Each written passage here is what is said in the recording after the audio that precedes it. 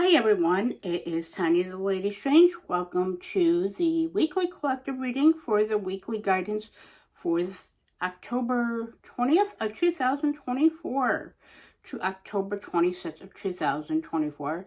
I just do it from Sunday to Saturday. That's how my readings go. So if this resonates with you, that's great. If not, that's fine also. This is just a collective general reading for energies to be mindful of this week and maybe to make ourselves, whomever this may apply to, in the collective, more mindful, more aware, and better prepared how to deal with the circumstances, situations, or energies that may come up this week, or the circumstances that may present themselves or that are already still coming in from recent and further past situations, energies, traumas, or foundations we have built and created. So let's see. So this week, the main tarot deck being used is going to be the Antique Anatomy Tarot. Now, by Claire Goodchild, I believe. This is a recent acquisition. I've been eyeing this one for a while. You'll see if you are not familiar with this deck, this is very much my aesthetic. Skulls, ancient Victorian, parchment colored, and all of the in-between as I work with the underworld. So let's see what the tarot advises this week. Let's see what message we have from the overall for the collective to be mindful, aware of, or energies and circumstances that may affect whomever this applies. So this is from my guides, the deities and spirits I work with, and of course my gift and abilities and connection with the liminal and across the veil, especially this time of year. So what message do we have for this week, upcoming week, for the collective? What energies to be mindful, aware of, circumstances, or that we've already still have, that we're working on. Again, this is just a general reading, so let's see what is advised.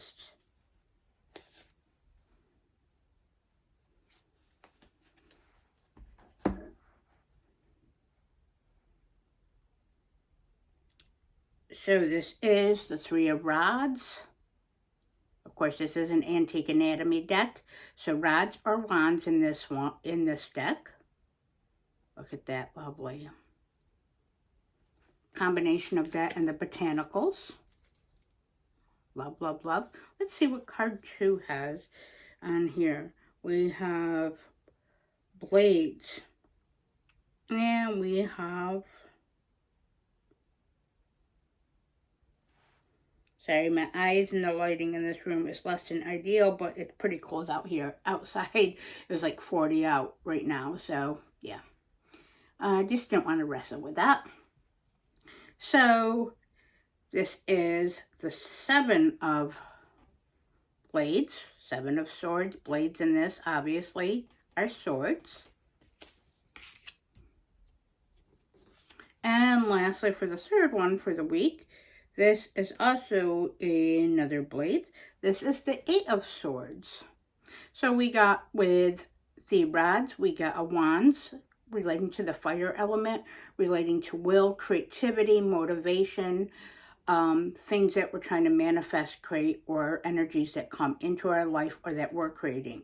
But we also have 2 swords cards from the tarot. Now, what that is indicating to me, because those swords apply to air, the earth element, to mental facilities, thinking, analytical abilities, learning, intelligence, and of course also potential conflict on that of energy. Swords can be like the double-edged sword, as these blades they can be used to harm someone or harm a situation and cut away, or can cut away things and prune away things that no longer serve, or in medical procedures, for example, to cut up food, and in culinary arts, and just in other features. So again, as anything else, the blades have a 2-part denoted meaning to them.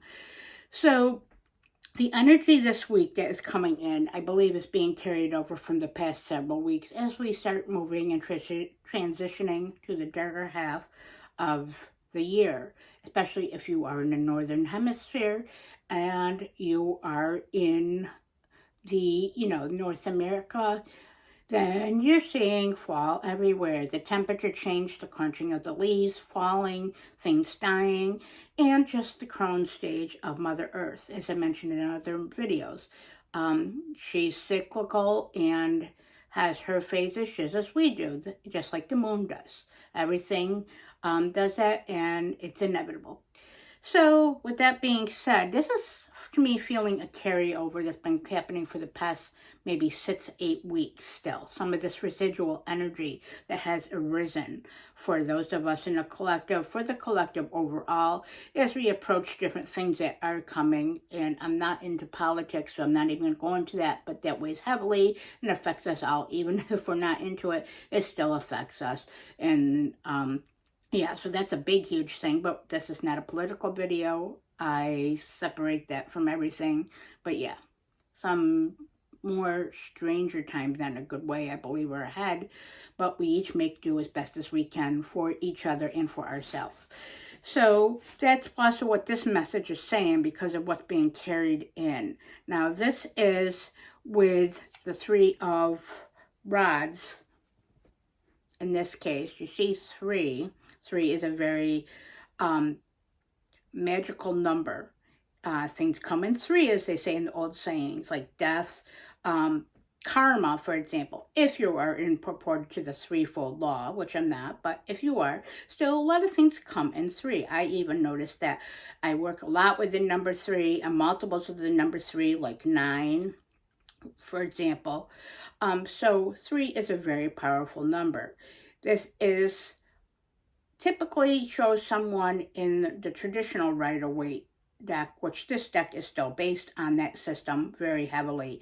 But this is the 3 wands and rods that we're looking out to the horizons for what we want to come, for our ship to come, what we've been working on so hard and putting in so much effort and time and energy for that to come in, what we have been attempting to create and what we are currently created in our life that we want for our future, our stability, for our family, our home, our job, our magical and spiritual path, if that's what we follow.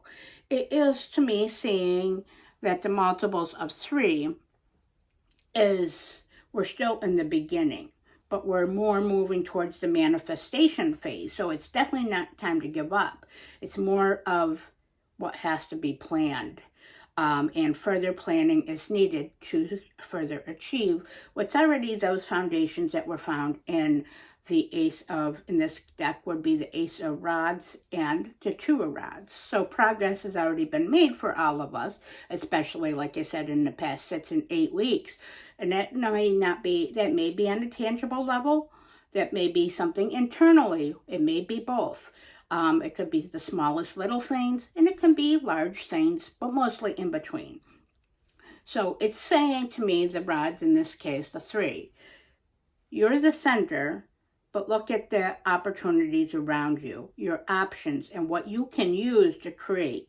And those people that work with and inspire you, and what, again, you can wield as your wands for the week to get through any potential challenges, adversities, and to plan for the next steps of the seasons, of the year, of what we already have been working on, our jobs and our relationships, whether they're with others or ourselves.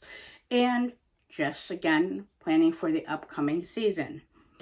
So the next thing on here with the 7 of blades, okay, and the 8 of blades, these kind of go in tandem with one another.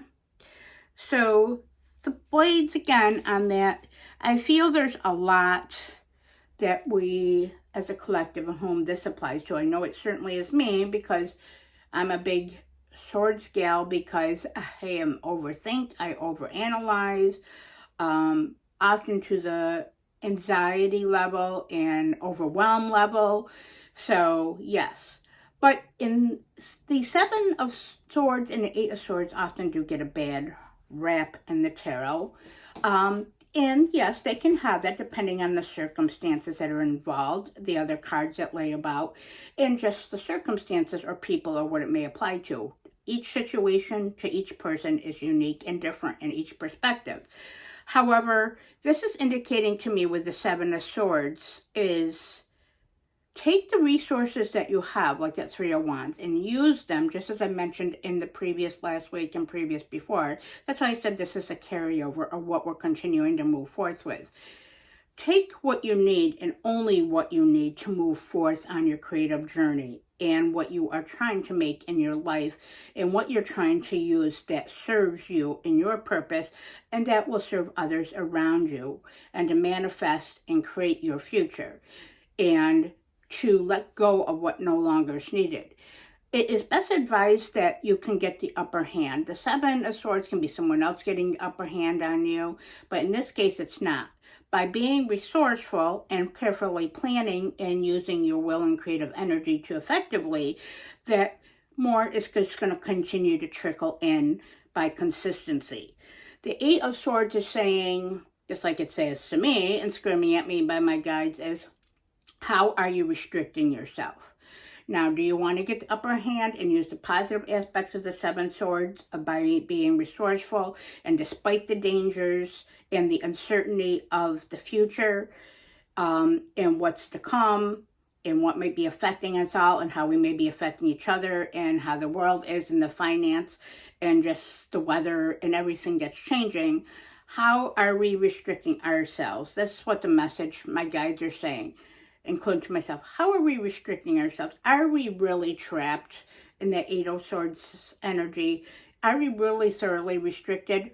Or is it possible that we can escape by being resourceful and doing the best to get our upper hand? Not by horrible means, but by being logical, intelligent, approaching from a scope of different angles, like the Three of Wands indicates to me, with the opportunities that you have and have coming. I do see that there's stuff coming this week, more so, and to be aware of that. To be aware of potential perceived or unperceived dangers that may lurk around with that Seven of Swords, and to make sure you dot your I's and cross your T's, as I always say with the Seven of Swords. But don't let things further restrict you as much as possible. It's more in the realm of thinking and overthinking and overanalyzing, which like I said, I'm 100% guilty on that. So if you're that way too, of course, then you can certainly understand. A lot of it, I create my own restrictions, my own anxiety. Anxiety is a normal thing to go through. We all have it, no matter how much we admit it, big or small. I know I have it. But by keeping ourselves in a restrictive box and not trying to liberate ourselves and release and continue to plan and look to the future of what's calling us and what we're looking for like our perceived ship coming in, like the traditional Rider-Waite says, don't restrict ourselves and don't look at the negative aspects of the Seven Swords. Take the upper hand and the advantage and release those restrictive holds of the Eight of Swords. Don't restrict yourself and don't let others restrict you any longer either. Have a healthy perspective and start moving forward. And start looking forward like the Three of Wands. That's what's going to propel through this week. It might be a slightly heavier week. I don't see it's horrible or conflict. I see a lot of it is just a lot in the realm of thinking and planning. But it's a continuation of what we've been thinking, planning, and experiencing. So let's see what the Oracle has.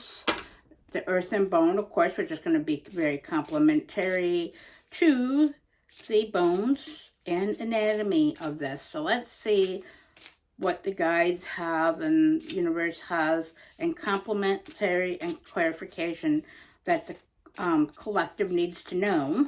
Oh, as you can see, one card is thrown at me again and tossed out. That's typical. My guides do that. My cards do that. Again, energy is energy, including the cards, and they have their own state of mind. So let's see what we have here.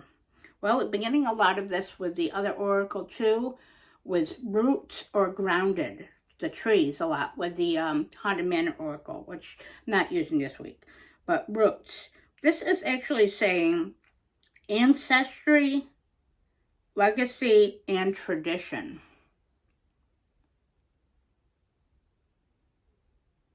Now, this deck is by Syrian Shadows. It's an amazing deck. I love Syrian Shadows. I just ordered his tarot that came out. So anticipating that for the Gothic literature. But so with this being said for the reading and how this is going to apply and clarify for the week. Ancestry is a great thing to come up for this week. We're on the edge of the liminal, the edge of the veil. Whether you're a practitioner or not, in whatever path you may follow, you feel that energy, like I said, of the changes of seasons, the changes in maybe people's behaviors, the need to turn within, the need to protect and stay safe of your assets and what you love and create. But it's also saying for ancestry, our ancestors are speaking to us. Look to what your ancestors did and what they have given you, those in this life that you've experienced and taken, and maybe anything you have learned from your past. The ancestry on that at this time of year is speaking the veil is extremely thin. So our ancestors are with us at all points and all times, whether we can see it or perceive it. They're still speaking to us and guide us. Follow in their legacy. That means being strong, working with the resources that you have, being creative, being intelligent, and doing the best to move through restrictions. And whether, again, they're perceived or unperceived, and whether they're real or not. That's a lot to do with kind of the 7 and 8 of Swords, too, in this opinion, in this reading. And also tradition. So look back to your traditions and hold to your traditions. That means your routines, your traditions will also keep you rooted and grounded this week. Through that, maybe overthinking, overwhelm, and what you're trying to plan and what you've already been working on. Again, this is a continuation, I'm being told, and I can see, of the past 6 to 8 weeks. And one last card. Let's see what this Season of the Witch Samhain Oracle has. Again, whether or not you are a witch, a practitioner, or whatever path, spiritual path you follow or don't follow, this is just more for the intuitive portion for that. And because it is spooky season and Halloween, I will take full advantage of that, even though every day is a witchy day for me. And every day spooky season in this house. If you watch any of my previous recent videos, you can tell that. So let's see what the collective needs to know in conjunction with this message for this week, or will help them along with their path and what circumstances.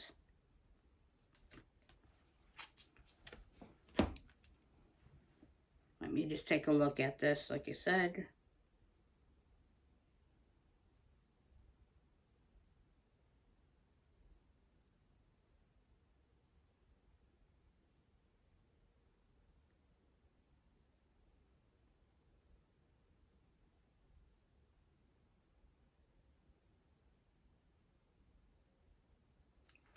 Okay, so we got pumpkin as the conjunctive clarifying message and energies.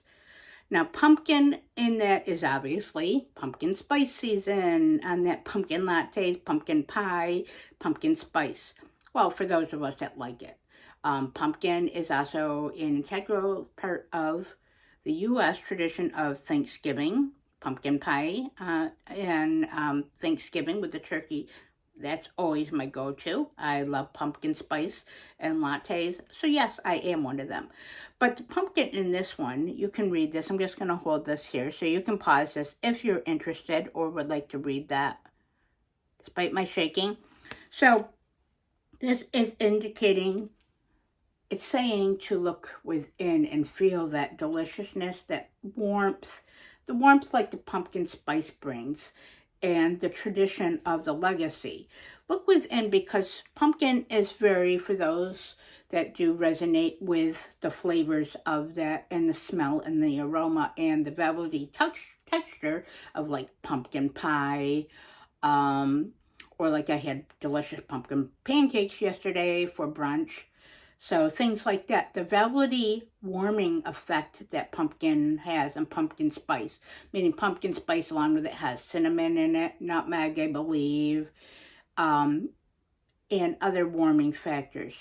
So very warm and pleasant. Feel the velvet inside on there. Feel what makes you feel warm with that Three of Wands energy, the creativity and planning. Savor it. That's what the pumpkin is saying to me, to savor it, to feel it, and look ahead. It's not, even if you are dissatisfied with the Eight of Swords, kind of saying with those restrictions, and sometimes what others get the upper hand, potentially with the other half of the Seven of Swords, like again, double-edged sword, that it's fine to look ahead. It's fine to want more. And desire more for yourself and more for those around you and you love and what you created. That's not a horrible thing. A lot of society and things and conventional and orthodox religions say you should be happy with what you have. Well, indeed, that's true and resourceful. But you should also want to expand more, create more, and more healthiness, more strength, more love, more learning and growth. So there's nothing wrong with that. It's saying to savor what you do have, the process of learning and breaking free of limitations and what you've already built. So go forth this week, continue to create, continue to analyze, but don't overanalyze. Don't hold yourself in an Eight of Swords limiting box, and use the Seven of Swords in a potential way to move forward with those thoughts and those planning steps of your foundations. And with that, thanks for watching. Please like, comment, and subscribe as it helps my channel grow and lets me know that my message is reaching others. And with that, blessed be and stay strange.